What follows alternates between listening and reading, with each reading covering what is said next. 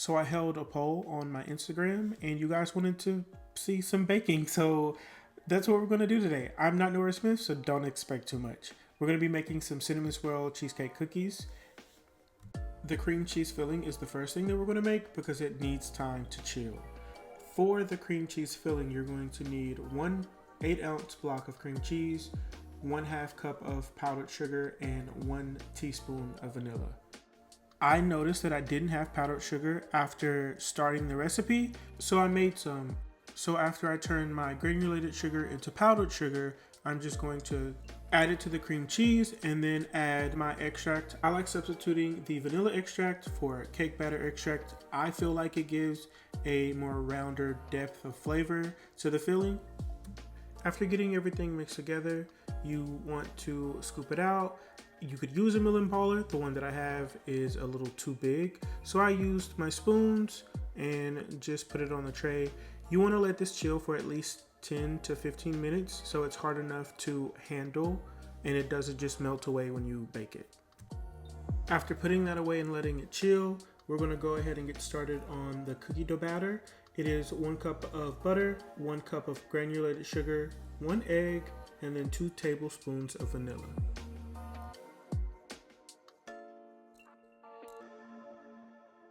After adding your butter and your sugar together, you want to go ahead and start mixing. If you're doing it by hand, you want to mix for about 1 to 2 minutes until your mixture is an off-white color like this. And then you can add your egg and your 2 tablespoons of vanilla.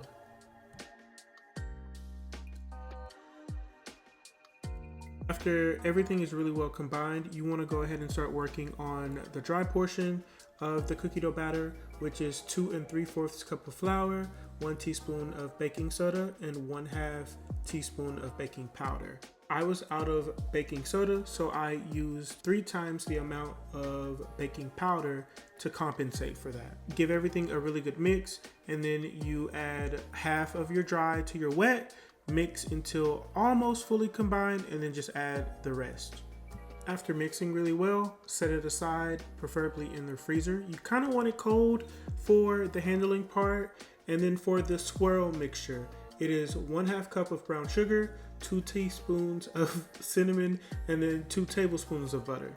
We're going to give everything a really good mix, and then we're going to add this to the cookie dough in kind of like a swirly kind of pattern. It doesn't have to be perfect. Add small bits and then stir until it's kind of halfway combined. You kind of want the pattern, so don't try to make it look perfect.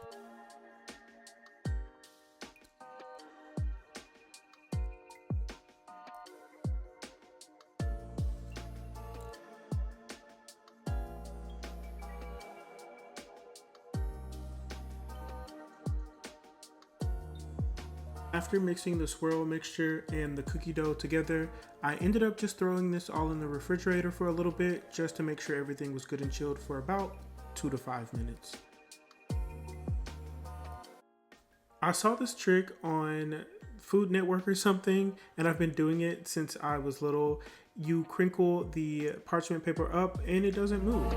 Here's the fun part. We're going to put quite a bit of dough in our hands, flatten it out really well, and then just try our best to fully cover the cream cheese filling. Making sure that the cream cheese is fully coated with the cookie dough is actually really important. You don't want any of the filling to leak out. After prepping all of your cookies, go ahead and throw it in the oven at 350 degrees for 12 to 13 minutes. Depending on how big your cookies are, you may end up going a little bit longer than 13 minutes.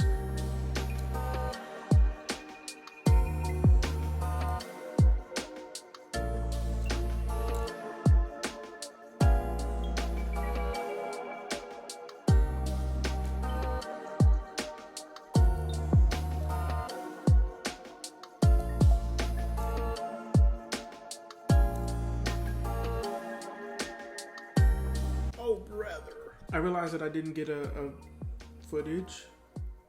Ooh, barracuda. Of me looking at this cookie. Y'all better come get one of these. These are hands down some of my favorite cookies. They're not really difficult to make. There's just a lot of components. I cannot tell you who the original creator of this cookie was. I saw it on Instagram. It's been like over a year, so sorry. If you guys make the cookies, let me know.